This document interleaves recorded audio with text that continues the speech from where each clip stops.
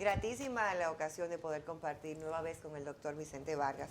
Y lo he dicho en más de una ocasión, no solamente por su capacidad como profesional, su calidad humana, sino de ese don de poder comunicar aspectos que son muy propios de la ciencia y con toda la profundidad que tiene, pero con una simplicidad para ser entendido. Así que nosotros nos honra, doctora, con que nos acompañe en este su espacio, el Tribunal de la Tarde. Muy buenas tardes, bueno, el placer es mío, gracias por esas palabras tan bonitas. Doctor, sin lugar a dudas, el tema de la salud mental, qué bueno que se está aireando en los medios, que se está conversando sobre este tema. Y aunque pudiera correr el riesgo de la pregunta lucir o aparentar ser puerilo simple, ¿por qué tanto valor que hablemos de salud mental y hacer de la salud mental un tema que esté presente en los medios de comunicación? Sí, mira, es una pregunta muy importante. Hay autores que dicen que no se debe hablar de salud mental, que lo que se debe hablar es de la salud.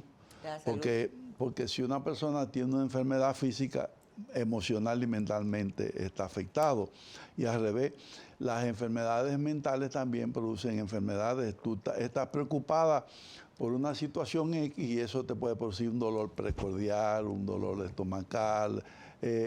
Tu cuerpo se afecta por una preocupación que es mental y al revés. Entonces, por eso algunos autores dicen no se debe decir salud mental, se debe decir salud. Y eso incluye la salud mental. Pero para ir más directamente a tu inquietud, yo pienso que en los últimos tiempos, siempre ha sido así, pero en los últimos tiempos hay muchos eventos, que el tránsito, que la economía, que el petróleo, que la violencia, todas esas cosas afectan a las personas. Entonces las personas se afectan y las personas tienen como una reacción de temor. La ansiedad se describe como miedo y preocupación. Entonces las personas tienen miedo, es muy común tener miedo ahora por todos los eventos de que estamos hablando, y entonces se genera una preocupación. Hay gente que quisiera tener el control. Y entonces cuando tú tienes miedo y te pones hacia el futuro, a preocuparte por el futuro y quieres tener el control, ya ahí hay una ansiedad de libro. Y entonces vienen otras manifestaciones como son inquietud, taquicardia, hipertensión, la hipertensión arterial, tensión, dolor de espalda, dolor de cabeza, insomnio, etcétera, etcétera. Mal humor, se afectan las relaciones. Todo eso es salud mental y la gente está muy preocupada por eso, por los suicidios, por las adicciones, por la violencia, todo eso es salud mental. Cuando le escuchaba hablar de emoción y me gustó cómo definió justamente la ansiedad, ese miedo más preocupación. Pero ¿qué sucede cuando no soy capaz de ponerle un nombre a lo que estoy sintiendo? Tú estás diciendo algo que es muy importante en la psicoterapia. Lo que hacemos psicoterapia, yo siempre le he hecho, le decimos a las personas, ponle un nombre a lo que estás sintiendo. La gente dice, ¿para qué sirve eso? Porque cuando tú dices, yo siento miedo, eso es mejor que decir, es que me siento mal y no sé lo que, o yo estoy enojado. Entonces nosotros decimos, ¿con quién y por qué estoy enojado? Estoy enojada con una amiga mía porque me hizo, habló mal de mí. Entonces cuando tú puedes decir la emoción, ponerle el nombre y enfocar la razón por la que estás así y con quién estás así, eso es más fácil, ya tú lo estás expresando. La gente dice, doctor, ¿por qué la psicoterapia sana? Porque la emoción que se expresa se sana. La gente dice, pero solamente yo estar hablando con usted me siento bien, porque estás diciendo algo que tal vez en algunos escenarios que tú vas no puedes decir, porque tú no vas a ir a un sitio a decir cómo te sientes, porque ahí se supone que tú debes jugar un rol X. Pero aquí en el consultorio, siéntete en confianza y di las cosas, y la gente entonces se siente comprendida, entendida y escuchada, y eso hace que las personas se sientan muy bien. Doctor, en la invitación decíamos, vamos a hablar sobre el tema, a comunicar sobre el tema de Venezuela. Vamos a ver la tragedia de Venezuela desde la mirada de un experto en la conducta y en la psiquis humana. Vamos a hacer como segmentos. En este momento, las personas que vivieron el seísmo, el temblor, pasar por muchos estados emocionales. No es lo mismo en el momento per se ya y hoy ya a 5 horas de la tragedia, bueno, sí, casi 5 días de la tragedia, perdón, no horas, días. Ahora, ¿cuál sería la lectura suya de las personas? ¿Cuál sería el abordaje desde el punto de vista de salud integral, de acompañamiento? Sí, mira, cuando pasa el evento que es raro la persona que no lo vivió, y Venezuela es como que nosotros nos acercamos mucho a Venezuela, los dominicanos vamos mucho a Venezuela, los venezolanos vienen aquí, procedemos de los taínos, entonces entre los dominicanos y los venezolanos hay como una cercanía a pesar de la distancia física. Entonces uno vivió el evento de Venezuela casi, no voy a decir igual, casi como si fuese aquí o como si fuese al lado de uno. Y entonces eso lo que provoca es, cuando un suceso ocurre, lo primero es que no puede ser verdad. La gente dice, pero eso no es verdad. Y todo eso que yo estoy viendo en las noticias es verdad. Entonces se llama shock o negación. Es que eso no puede ser cierto. Y entonces uno quisiera que fuera mentira y uno comienza a cerciorarse, a ver si es verdad. Uno está en negación.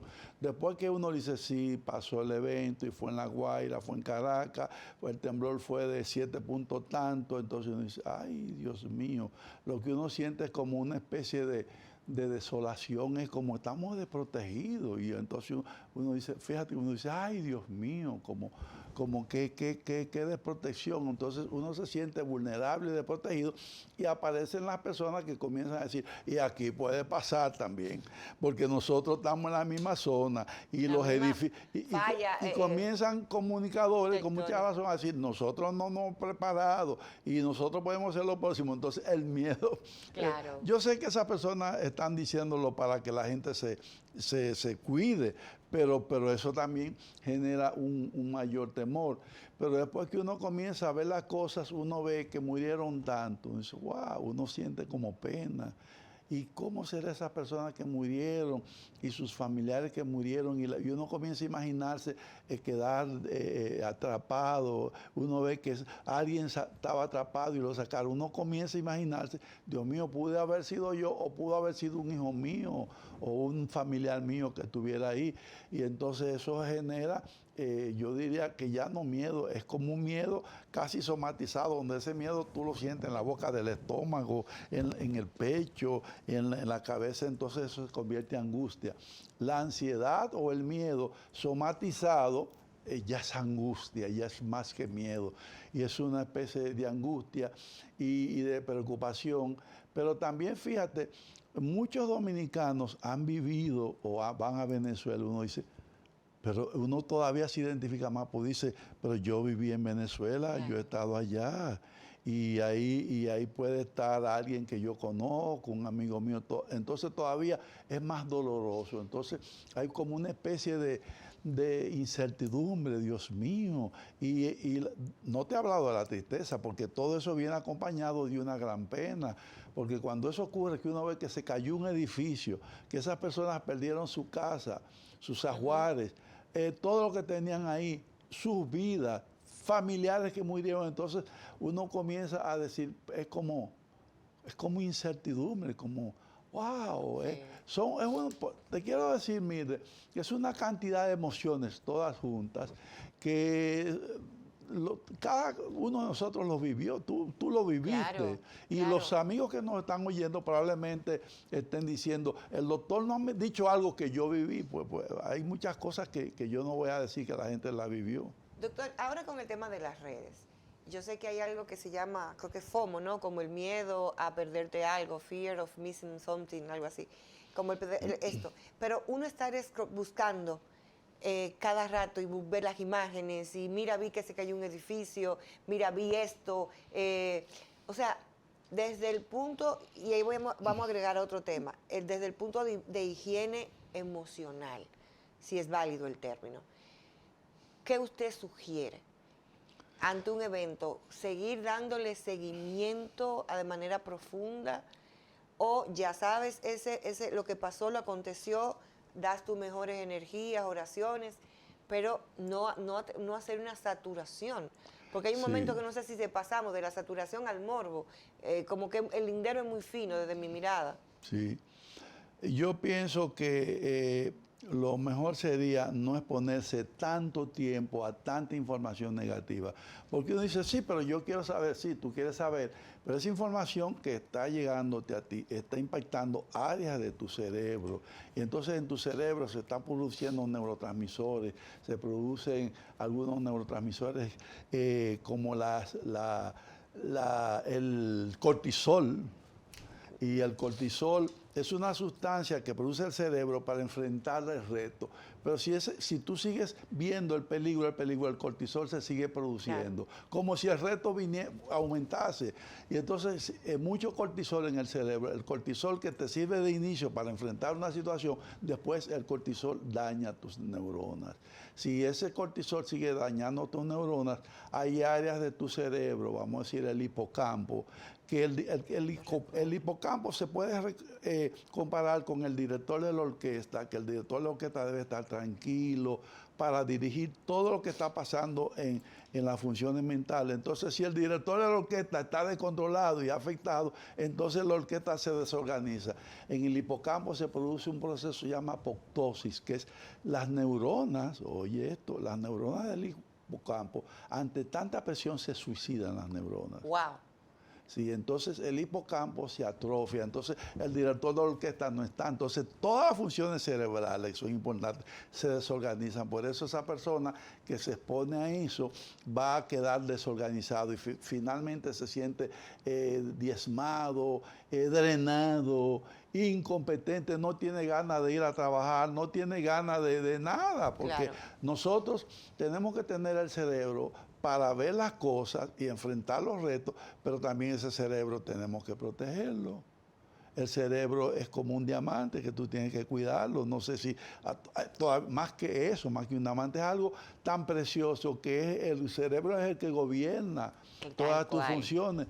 Y tú lo vas a proteger por el morbo de querer seguir y que te den más, lo que te van a seguir dando cada día más o cada segundo más información, que es una información que te produce todo lo que hemos mencionado. Entonces hay que decirle al cerebro ya basta, ya estás informado, ahora descansa, oye música, habla con las personas que están cerca de ti, saca tu cerebro de esa situación. Tú me decías que hay que hacer es desconectarse de eso. Y si tú quieres, tú dices, doctor, pero yo quiero estar informado, pon esa información 2 o 3 veces al día, 5 minutos. Claro. 5 minutos en la mañana, al mediodía y en la noche, ya tú estás informado, si es que tú quieres estar informado, pero no expongas tanto tiempo a tu cerebro a algo tan agresivo como son esas informaciones. Doctor, ¿cómo acompañar a personas, por ejemplo, nosotros hemos tenido la bendición de recibir muchos venezolanos aquí en República Dominicana que se han insertado en diferentes labores profesionales y oficios? Entonces, ¿cómo acompañar a personas que están viviendo momentos de angustia, que tal vez, bueno, saben que han perdido familiares allá de pronto, pero no pueden no pueden estar acompañándolo físicamente, otros que están con la angustia de personas desaparecidas? ¿Cómo acompañar y ese acompañamiento sea sano? Sí, tú has usado la palabra correcta es acompañar. Yo le digo mucho a los profesionales de la salud mental que nosotros cuando estamos viendo un paciente lo que estamos haciendo es acompañándolo y nosotros debemos que ser compañeros de esa persona. Entonces, para acompañar y ser compañero, la palabra compasión es acercarnos al otro con respeto, entendiendo cómo esa persona se siente, no yendo a criticarlo, no yendo a exigirle, sino compasión es como ponerme en el lugar del otro. Si eso me estuviera pasando a mí, si eso le estuviese pasando a mi mamá o a mi hijo, cómo yo querría tratarlo. Entonces a esas personas tú debes tratarlo de esa manera. Los dominicanos tenemos mucha capacidad de de identificarnos con el dolor ajeno. Eso es algo bueno que nosotros tenemos. Tú no ves que los dominicanos le pasa a algún vecino y cruzan y van, y que aunque no lo conozcan, le llevan una medicina, sí. se quedan ahí, pasan hasta una mala noche. Entonces, nosotros usar esa cualidad que nosotros tenemos de conectarnos afectivamente con el otro y de una manera respetuosa. Pero que usted ha dado en el clavo. Ese acompañar de manera respetuosa que implica el saber acompañarte hasta un punto. Porque a veces hay una expresión para mí muy nuestra, ¿no? Es pon de tu parte. Nunca se debe usar eso. Entonces, a eso es que quiero. Es como dar una nueva mirada de ese acompañamiento desde esa parte sana, respetando los procesos. Porque a veces yo siento que, con todo lo empático que somos, que a veces es como que no sabemos manejar el silencio. Y decimos una serie de cosas. Cosas que uno no debiera decir. Exacto, decimos cosas que no deberíamos decir. Pero es por los mismos nervios que tenemos. ¿Usted cree, Doc? Sí, o tú no ves que hay gente que van a dar un pésame y dicen cosas que uno dice... Pero... Tú no debiste decir eso. Tú dices, es que me puse nervioso. Claro que sí, porque nosotros cuando vamos a donde el otro y el otro está pasando por una situación de pérdida, de dolor, de angustia, entonces nosotros podemos ponernos nerviosos y comenzamos a decir lo que no debiéramos decir. Una cosa que nunca se debe decir es pon de tu parte, porque el otro entiende como que tú le estás diciendo que yo me estoy haciendo. Entonces lo que tú quieres decir es que yo lo que me estoy haciendo, sí. que soy yo que quiero estar así. Ay, no, perdón, yo no quise decir eso. Porque o dar consejo, doctor. Dar consejo, o sea, no dar consejo, no decir la palabra por donde parte. Yo les recomiendo a la gente que digamos algo que nosotros decimos, mira, estoy contigo, sé el momento que estás pasando, la situación es una situación muy dura, yo estoy aquí contigo, si podemos abrazar al otro, si el otro no permite, hay gente que no le gusta que lo abrace, pero si el otro no permite, podemos darle un abrazo respetuoso, no un abrazo con ningún tipo de como de lo político, no, es un abrazo cálido, es como, mira, yo estoy aquí, yo sé por lo que estás pasando, yo estoy contigo. Y durar abrazando a esa persona el tiempo que esa persona lo necesite. Porque a veces damos un abrazo y salimos corriendo. No. Si esa persona se queda conmigo abrazado o abrazada, yo me quedo ahí un rato.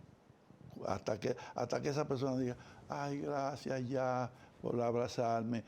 Qué bueno ese abracito tuyo. Entonces en ese momento tú te retiras un poco, pero te quedas ahí y puedes quedarte en silencio porque nosotros creemos que podemos decir algo.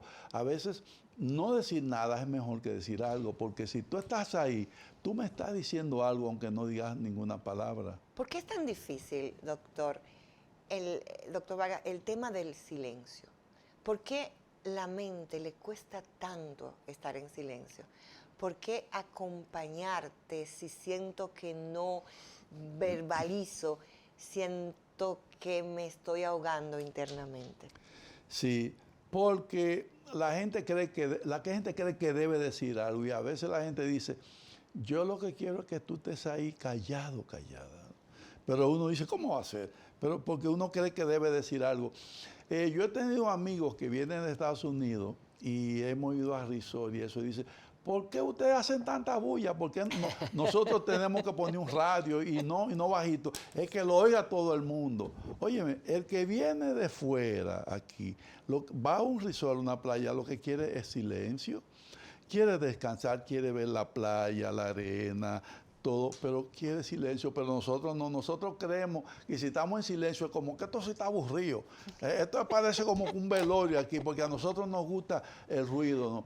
El silencio es sanador. Y si tú estás al lado de una persona que está pasando una situación, lo mejor que tú puedes hacer es estar ahí y mientras más callado estés, mejor. Mientras menos, lo mejor que tú le puedes decir es no decir nada. Pero nosotros no, la gente dice, yo no le quiero al doctor, ese doctor no sabe de lo que está diciendo, yo le voy a decir al otro, pon de tu parte. Hay gente que se le murió un perrito y van gente y le dicen, cómprate otro perro.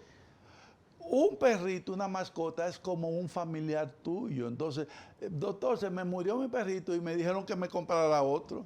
Pero es que yo no quiero comprar otro. El que yo estoy sufriendo es mi perrito que se me murió. Después yo puede ser que compre otro. Pero en ese momento tú quieres que se te valide lo que tú sientes.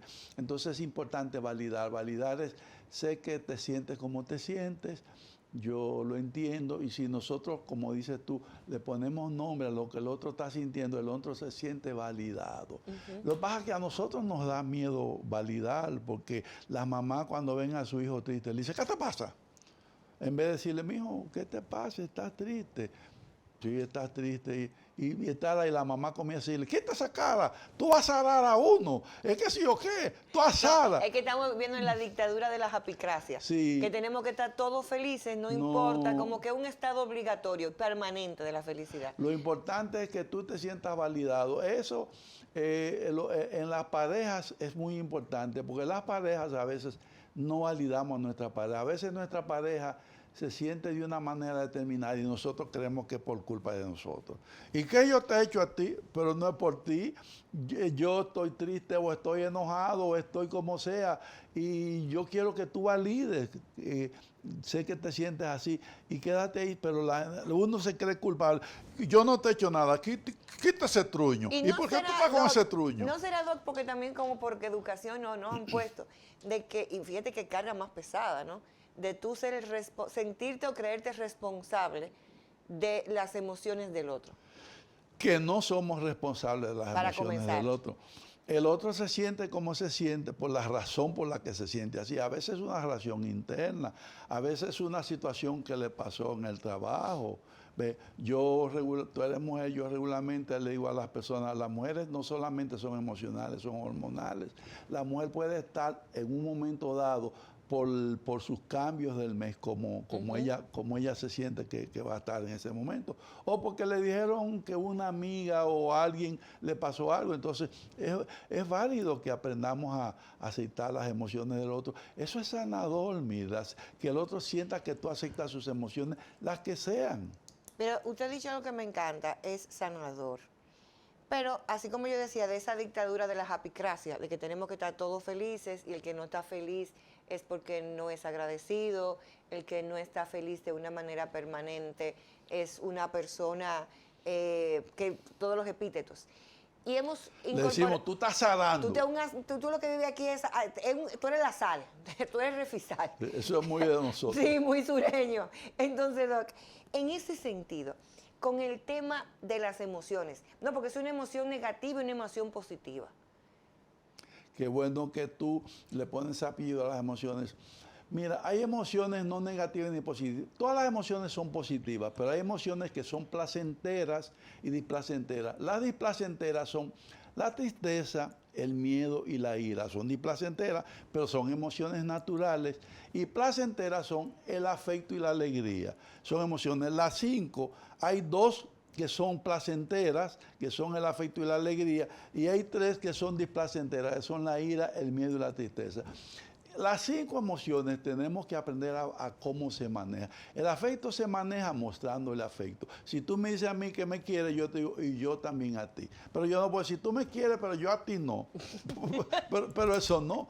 El afecto se responde con afecto. Si el otro está alegre, lo que tú tienes que decir, qué chulo, qué bueno. ¿Por qué está alegre? Yo también estoy contento. Uno quiere compartir la alegría. Y las otras emociones displacenteras, la tristeza se maneja dándole al otro, como dice uno, acercándonos al otro, se llama contención. Lo que el útero hace, como que yo estoy aquí, pero es un abrazo, no es así, no, es un abrazo sin mover las manos y sin golpear, y ahí en silencio tú dices, estoy aquí, puedes expresar lo que te sientes, se llama contención. Si es ira, lo que debemos retirarnos, atención, porque hay gente que están enojados y el otro va y se le acerca y le pasa la mano. Si alguien está enojado, no te acerques a esa persona, ni le pases la mano. Tú tienes que decirle, retirarte un poco y decirle, si tienes ira, sácala, porque la ira lo que necesita es salir Y entonces si yo me acerco, tú estás enojada y yo te me acerco, lo que tú me vas a decir a mí, échate para allá. Tú vas a repeler. Esta perra, mira cómo me trató a mí, como que yo le he hecho algo y yo me acerco a ella a ayudarla y viene y me empujó a mí. Y yo tengo la culpa de lo que está pasando Porque a ti. cuando la gente tiene ira, la gente quiere su espacio para expresar la ira y debes dárselo para que exprese la ira. Yo en terapia, las personas además de eso, tengo en mi terapia colchones y cojines para que la gente golpee. En el Japón, en la fábrica, hay cuartos que así como existen los sanitarios, hay cuartos con muñecos para golpearlo. Y esos muñecos tú le tienes que poner siempre la cara del jefe. Tú sabes lo que molesta un jefe. Tiene que hacer esa cosa. Tiene que pensar, ¿a qué hora llegaste? ¿A qué hora? Entonces, los jefes nos producen ira. Como las mamás y los papás nos hacen sentirnos enojados. Todo lo que tiene que ver porque con la mamá y los papás, autoridad. exactamente, la mamá y los papás, mira muchacho, acuéstate, sal, no salga, cierra la puerta, apaga la luz, dale, floche el baño. Uno dice, pero ya, por Dios. Entonces uno lo que está enojado, cuando una persona está usando mucho, lo que nosotros usamos es el dirigirte, el decirte lo que tiene que hacer y lo que no debe hacer, eso genera ira. Y eso es humano, eso no... Sí, pero mire, en función de lo que usted dice, de esas emociones placenteras, de lo que es el afecto y la alegría y las otras displacenteras, pero socialmente generalmente es mal visto o criticado. Que alguien te diga, mira, en este momento tengo ira contigo.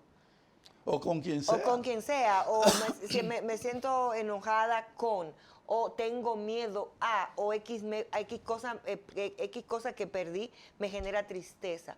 Estamos acostumbrados como a maquillar esas emociones. Entonces, Sí. cuando se maquillan esas emociones, cuando no soy capaz de identificar eso que me genera tristeza y la sociedad me pide que sea fuerte, un trabajo que para mí tenía significado y sentido, me desvinculan. Voy a vivir un duelo. Claro. Pero que yo ponga, me duele dejar esta empresa después de estar 10 años trabajando aquí. Ah, pero mira, de tal manera es como disfrazar lo que siento. ¿Cómo mi organismo, cuando disfrazo esas emociones displacenteras, cómo las proceso? Las emociones son naturales. Las que yo te mencioné son emociones naturales. O sea, es natural y es sano sentir las emociones y canalizarlas como yo dije. Si alguien me dice que no las exprese y no las canalice, alguien me está invitando a que haga algo no sano. Entonces, ¿qué va a pasar? Eso me va a enfermar a mí. Las emociones pueden producir... ¿Las emociones enferman? Las emociones enferman. Hay un libro que se llama De la emoción a la lesión. Una emoción mal manejada, hay una lesión en el cuerpo. Las úlceras, los infartos, las hipertensiones, los dolores de cabeza, los dolores de espalda, etc. Son emociones mal manejadas. Y entonces Luis Hay, que escribió un libro, Cómo sanar, ella dice que ella se sanó del cáncer. No estoy diciendo que eso es el tratamiento del cáncer, porque ella en Nueva York iba donde un terapeuta que la ponía a golpear con una raqueta. Y ella sacaba toda su rabia. No quiero que digan, el doctor Vargas dijo que el cáncer se sana sacando una raqueta. Te estoy diciendo lo que Luis Hay en su libro. Usted puede sanar su vida, dice, pero a algunas personas le hace falta sacar su enojo. Cuando no sacamos las emociones, nos enfermamos, y hay una enfermedad que se llama tereotaxis, cuando tú tienes algo por dentro y no te lo sacas, y yo no voy a perdonar a esa persona que me hizo eso. Cuando tú perdonas, tú no le estás haciendo un favor a quien te ofendió, tú te estás sanando tú. Porque el que te ofendió a lo mejor ni sabe que tú estás enojado con él o con ella, pero tú te sanas tú. Pero además, si tú no sacas eso, eso va a afectar tus relaciones. Vas a estar de mal humor, vas a estar agresiva, no, vas a tratar mal a las personas que no debes tratar mal. Me encanta esto que usted habla de perdón, de los labios de un psiquiatra. El perdón, ¿qué debe ser? ¿Olvido? ¿El perdón debe ser seguir hacia adelante? ¿Qué debe ser el perdón visto desde un psiquiatra? No de lo que muchas veces hay corrientes filosóficas o desde la fe. Qué bueno que tú dices visto por un psiquiatra. El perdón es uno de los pasos que la terapia cognitivo-conductual, que fue creada por Aaron Beck, y es aceptada por todas las comunidades de terapeutas, psiquiatras y psicólogos, hasta lo más resistente, dice, bueno, hay una que funciona en la terapia cognitivo-conductual. La terapia cognitivo-conductual tiene como una de sus herramientas principales el perdón. Porque una vez tú estás haciéndole terapia cognitivo-conductual a una persona, hay cosas donde uno dice, bueno, tienes dos opciones, o quedarte con eso o perdonar. Entonces, cuando la persona puede perdonar, se sana. Yo le he dado con mucha frecuencia cursos de perdón a sacerdotes aquí en Puerto Rico. Wow. Y yo le digo, ustedes son los sacerdotes, la parte espiritual ustedes lo manejan, pero yo soy el médico y el psicoterapeuta. Yo le voy a decir a ustedes lo que del perdón ustedes deben aprender. Y se quedan fascinados. Son cursos que yo hago de 2 días con aquí y fuera. Porque nosotros entendemos que el perdón es algo religioso para ir a la iglesia, e ir donde mi confesor, y el confesor me dice, reza 3 Padres Nuestros, y el credo, y yo te absuelvo tu pecado. No, eso es un sacramento religioso, está bien. Pero el perdón es una herramienta de sanación que la terapia cognitivo-conductual ha incluido dentro de esa herramienta. Y el perdón es sanador, no es para el que te ofendió, es para el que fue ofendido. No es para el que te hirió, es para el que fue herido. Entonces, cuando tú perdonas, tú dices, wow, ¿por qué no lo hice antes? Es como que se te quita un peso de encima. Sin lugar a dudas, usted hablaba de 2 emociones placenteras, el tema del afecto y la alegría. Yo voy a agregar otra, que es la admiración. Sí. Cada vez que tengo la oportunidad de compartir con usted, conversar por dar tanta luz y explicarlo de una manera tan sencilla, gracias, que aquello que es complejo resulta fácil de aprender. Cuando uno tiene una buena entrevistadora, eso es así. Gracias, Doc. A ustedes, amigos, gracias por estar nueva vez en este espacio. La promesa mañana de reencontrarnos. Y sepan ustedes que mañana, al igual que hoy, haremos el compromiso, el esfuerzo, pero sobre todo la entrega de traerles a ustedes entrevistados de tanta calidad y temas que valen y merecen vida ser escuchados. Hasta mañana.